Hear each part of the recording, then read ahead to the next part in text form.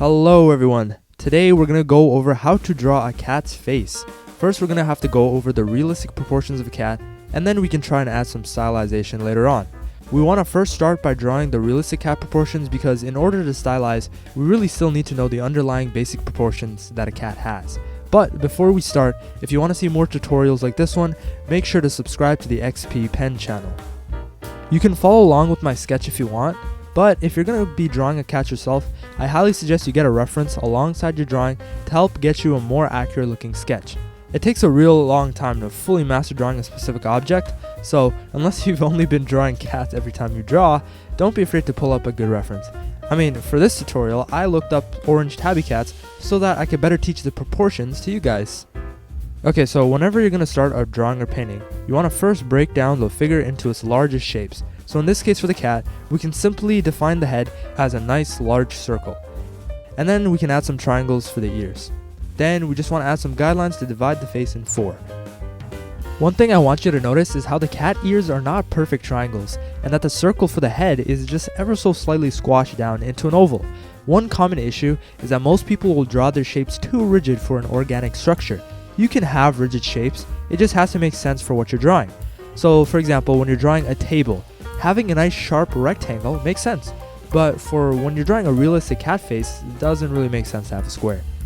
When stylizing, however, that's when you can start playing around with how your shape works, but we'll get into that later. Okay, next up are the medium shapes on the face. We have the cat's snout, the cat's cheeks, and the eye sockets. For the cat's cheeks, I like to add these 2 ovals, acting as that extra fluff and shape that part of the face. For the eye sockets, you're just going to want to draw an oval that's been bent at the end, and you really just kind of have to play around with the oval until it looks right. You're also going to want to make sure that the eyes are slightly above that center guideline. Then you're going to want to divide the bottom half of the face further into 3 evenly spaced lines. The first line is where you draw the cat's nose. For now, we can just have a simple triangle to indicate the nose, and we'll define that much more later on in the smaller shape section. On the second line, we're going to define the snout.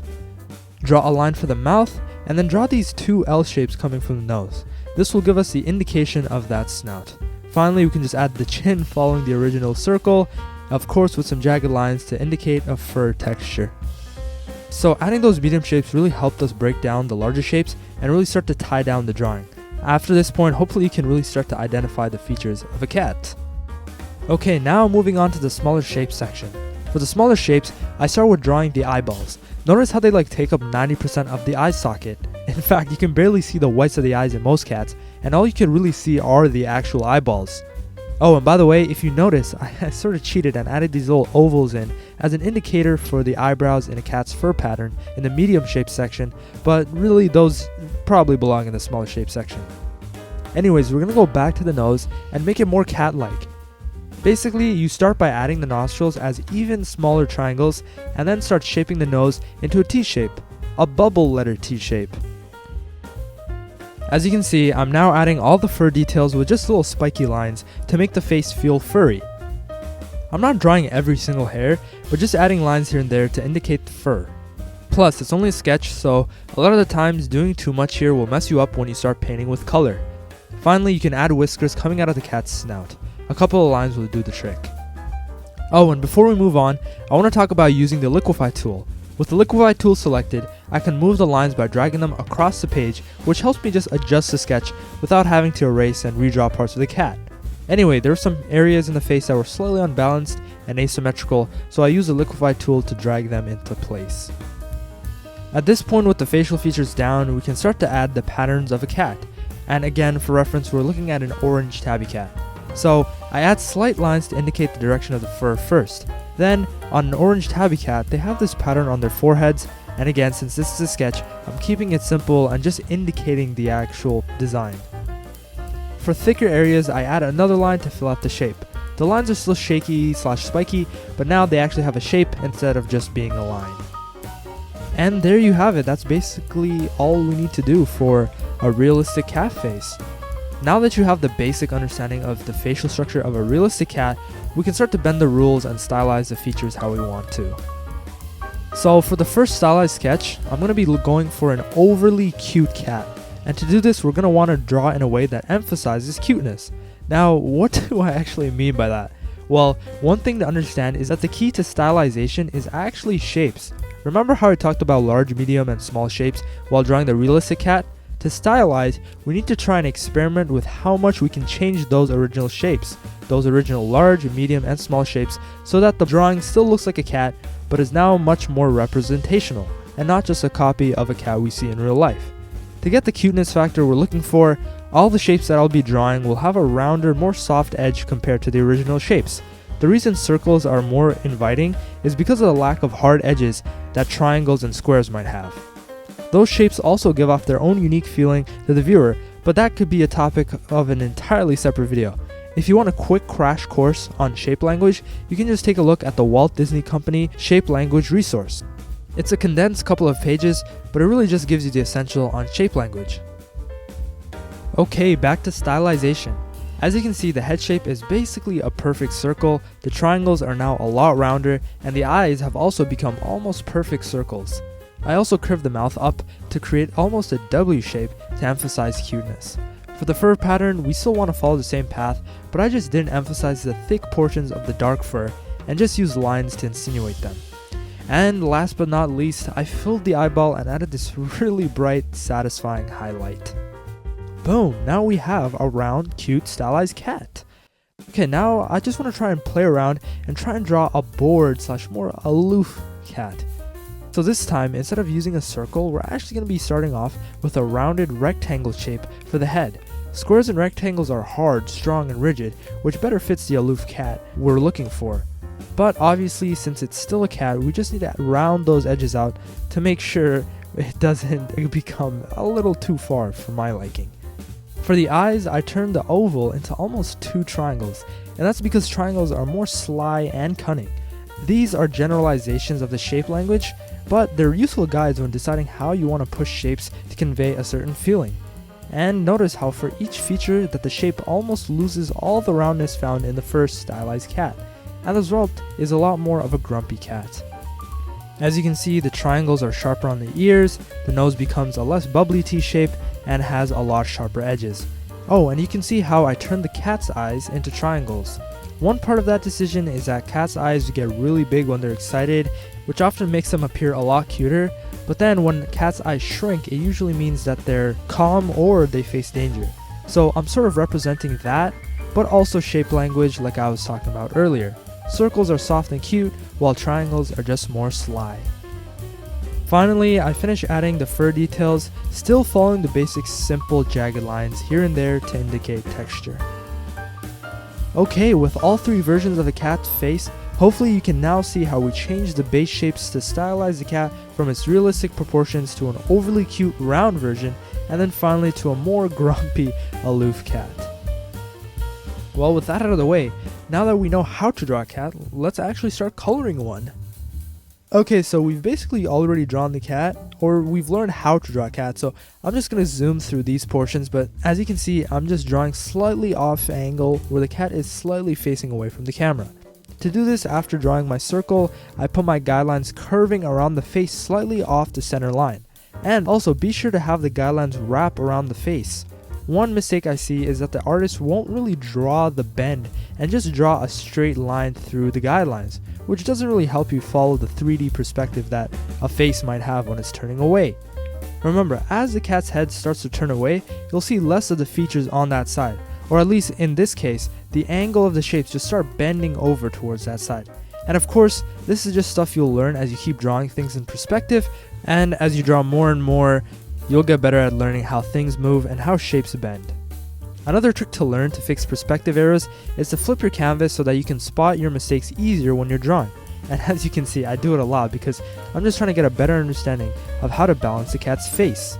And then, as I said before, you can use the liquify tool to sort of just push the lines and shapes to where you want them to be. Before I start coloring, one thing I like to do is actually put like a sort of neutral grayish tone behind my actual sketch so that when I'm placing down the base colors and as I'm painting throughout the piece, I get a better understanding of the values and how dark and light things should be. When you're drawing on a white background, it really just skews your understanding of how lighting works, and it's kind of just a little terrifying looking at a blank white screen. So yeah, easy way to get rid of the white screen of doom. The first step to any painting is usually getting your base colors down. Again, I'm referencing an orange tabby cat, so as you can see I have the orange right there, and that's the entire base coat. Then I darken my tone and go a little browner for the initial patterns underneath the face.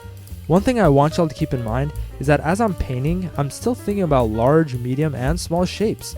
That way it's a lot easier for my brain to pick up what I actually need to be doing. If I try and attack all the complex details at once, you'll find it's really hard to focus on what you actually need to be doing. For example, for the ears, I drop in some pink and then I darken up that pink near the inside of the ears as like a secondary shape. And since this ear is soft and round, the color change is not as sharp but a somewhat smooth gradient. Now, it's not the smoothest gradient by any means, but it works with the type of style I'm painting in. It's when you have to paint realistically is where you have to make sure that every gradient is as smooth as it needs to be and every edge needs to be as sharp as it needs to be. The orange tabby cat also has like this gray beard, so I made sure to get that on early. At this early stage of rendering, I'm not really doing a lot of detailed brushwork. I'm still working on my large and medium shapes, and hopefully you can see that I'm not actually doing a ton of complex rendering. I'm just using the hard round brush and basically overlapping the base color of the fur with a secondary color and then selecting the mix of the colors with the color picker and then overlapping those brush strokes over and over again to create some bit of texture. I occasionally also use a smudge tool to soften up some of the bits because you always want a variety of hard and soft edges in your pieces. If you just have soft edges or hard edges, your piece will sort of look stale and not interesting. After I get the base pattern and the larger shapes down, I finally started moving towards smaller shapes. So the first thing was to get some white fur back into the mix. Underneath the cat's face, still doing the same thing as before, overlaying one color on the base and then coming back over with a new color, but this time with just smaller brush strokes. Next thing I want to talk about is notice how when I'm painting these darker patches on the face, my paint stroke direction follows the circular shape of the head. This is a small but pretty important thing, and it makes your painting a lot more grounded. I mean, you can also just see it even here in the original base colors. My brush strokes follow the body of the cat. Here, I'm just getting a little bit of color variation in where it belongs. So, for example, underneath the mouth, I'm adding this like purplish grayish color. And then also on the eyes, I'm adding a lot more oranges and brighter highlights for that added detail and pop. Then I finally start the small shapes and details. Now with the large and medium shapes down, I shrink my hard round even smaller and start adding my final shape adjustments and details. I also add some final fur details with a highlight to make those strains of fur really pop. I take a little break from that though because it seems I've forgotten to paint the nose, but it's really easy to paint, I promise. I start with the base color and add a highlight on the tip of the nose, and then add the shadows inside the nostrils. See? It's really that easy. Anyways, I resume adding the final details, and at this late stage, I'm adding all the small details like really small bits of fur, decreasing my brush size, and then just adding them throughout the piece. Honestly, I'm not really thinking too much about the location of my brush strokes, but I'm more just generally thinking about where they should be and how they should wrap around the face. I also use this time to add some final darkest darks and also add some final pops of bright orange. Finally, a couple of really cool details you should incorporate into your cat paintings are these little white hairs on the ears. Usually the hair near the ears are lighter and thinner, and that's why you draw them and you see them as white. Next up on the cool details is to lock the pixels on your sketch layer by selecting your layer and then selecting alpha lock. That way you can only draw on the pixels that have already been drawn on the layer. Anyways, what you want to do is select white and then go over the part of the cat's whiskers to show the effect of light passing through those areas. I feel like that final 5% of extra detail really ties a piece together, and I find this part to be like the most fun because it's really satisfying. Just adding those little extra bits of detail that overall doesn't really affect the piece, but really just sort of ties everything together. The last cool effect you can do is to create a layer above the sketch layer and draw little hairs that stick out past the silhouette of the cat. I draw some here on the cat ears, by the base of the neck, but then I take a step further by adding stray hairs that really just stand out from the form of the cat. This is all done to emulate randomness. In nature, almost nothing is ever perfectly symmetrical or follows form. Like the hair is very messy and you're gonna get some strands that just don't want to follow the rest of the hair. Anyways, with that, we basically have our final cat done. Congratulations! The very last thing to do is just to merge all my layers and then again just use the liquify tool to balance anything out that I might see differently now that the piece is finished. I made the cat's head a little smaller near the base of the neck and just pushed the face close together. With that said, hopefully you all enjoyed following along or just watching and learning some art. Now, as a digital artist, you also need to consider what tablet you might want to use to fulfill all your digital painting desires. If you liked the video and watched all the way to the end, make sure to subscribe to the XPPen channel to see more content like this, and see you on the next video!